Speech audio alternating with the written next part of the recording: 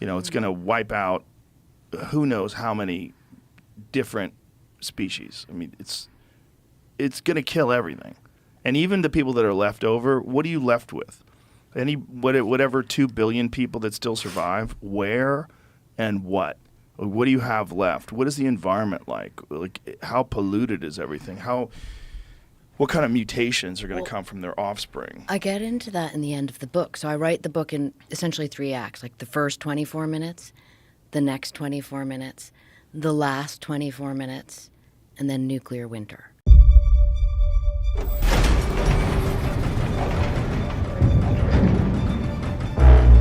We have spent more than $2 billion on the greatest scientific gamble in history. It is an atomic bomb. It is a harnessing of the basic power of the universe. With this bomb, we have now added a new and revolutionary increase in destruction. That bomb has more power than 20,000 tons of TNT. We shall destroy their doubts, their factories, and their communications. Let there be no mistake. We shall completely destroy Japan's power to make war.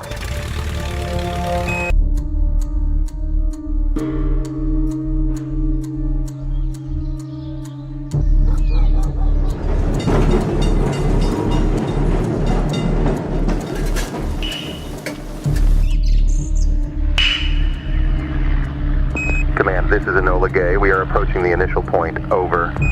Roger, Enola Gay. Confirm weather conditions and visibility over Hiroshima. Over. Weather is clear and visibility is excellent. Command, wind speed at altitude is within acceptable parameters for bomb release. Over. Confirm payload status, Enola Gay. Over. Little boy is secure and armed. Safety mechanisms have been disengaged. Over.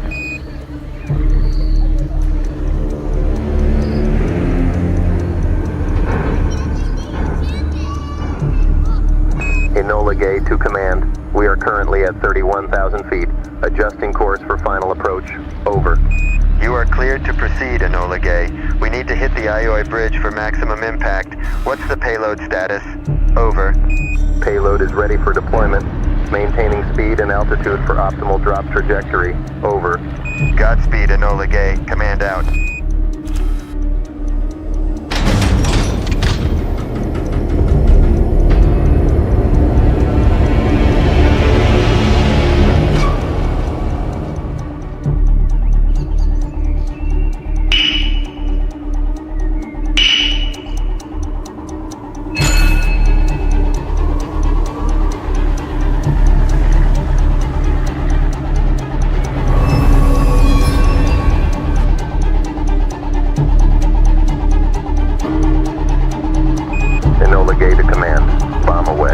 Roger that, Enola Gay.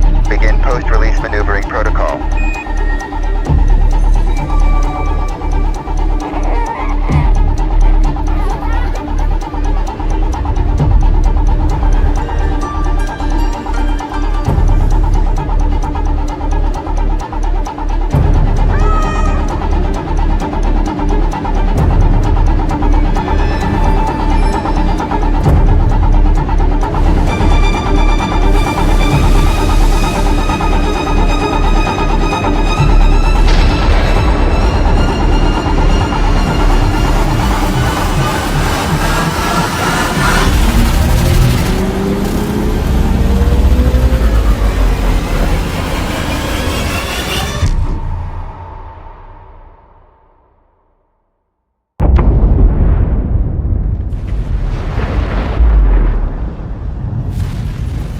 Rising tensions in the Middle East have exploded into full-blown war. For the last few days, Israel has been conducting Operation Rising Lion against Iran.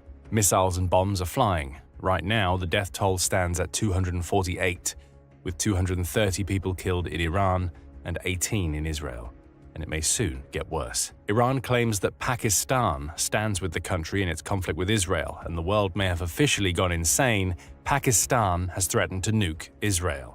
Maybe On June 15th, Turkey Today reported that a key member of the Islamic Revolutionary Guard Corps, or IRGC, had claimed that Pakistan has offered to use its nuclear weapons against Israel if Israel fires nukes at Iran. That IRGC member is Mohsen Rezai, a general who also serves on Iran's National Security Council. Speaking during an interview with Iranian state television, Rezai delivered a chilling warning to Israel. Pakistan told us that if Israel uses nuclear missiles, we will also attack it with nuclear weapons. Rezai went on to claim that Pakistan has told key officials that it will stand behind Iran, as Rezai called for Islamic unity against Israel following the devastating Operation Rising Lion strikes in Iran. Those strikes have already killed several important officials in Iran's military and nuclear arms program, in addition to decimating several facilities that are believed to be central to Iran's own plans to build a nuclear weapon. This is a huge escalation in the conflict between Iran and Israel, and if true, it could plunge the entire world into nuclear war. There is a reason why Iran has chosen to make this claim now. Beyond Operation Rising Lion already wreaking so much devastation on the country, Iran has also received another threat from Israel. It's not a nuclear threat. Instead, it's a threat that Israel may soon target Iran's supreme leader, Ali Khamenei. At least that's according to one Israeli official. He held an explosive interview with the Wall Street Journal on June 15th. The unnamed official told the journal that assassinating or otherwise killing Khamenei is not off limits, as Israel continues its strikes against Iran's military facilities. The official also claimed that the only way for Iran to bring the emerging war to an end is to end any efforts it's making to build its own nuclear weapon. The war would only end with either Iran voluntarily dismantling its nuclear program or Israel making it impossible for Tehran to reconstitute it, the official told the journal. When Jesus returns, those who follow him will have rulership over nations.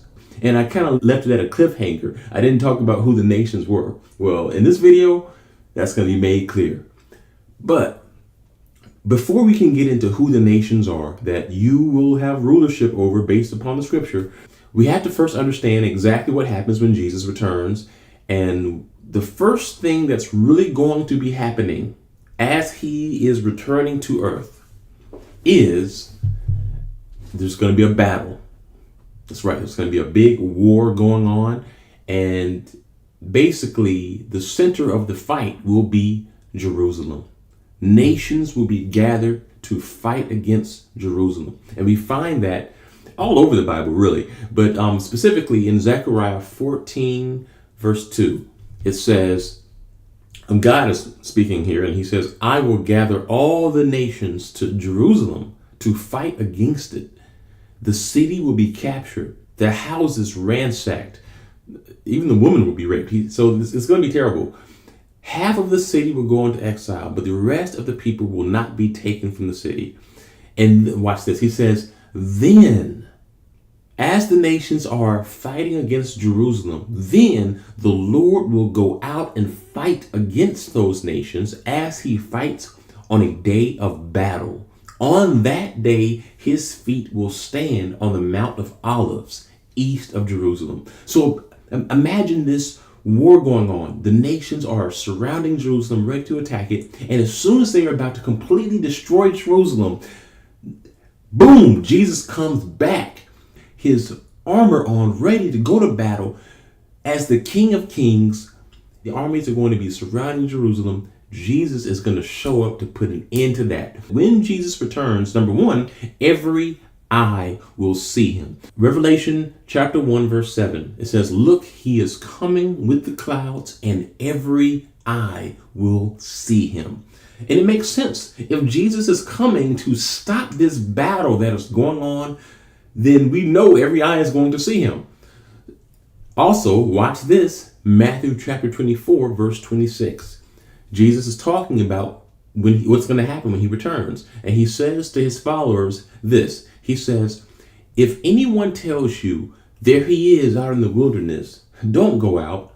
Or here he is in the inner rooms, and don't believe it. For as lightning that comes from the east is visible even in the west, so will it be at the coming of the Son of Man.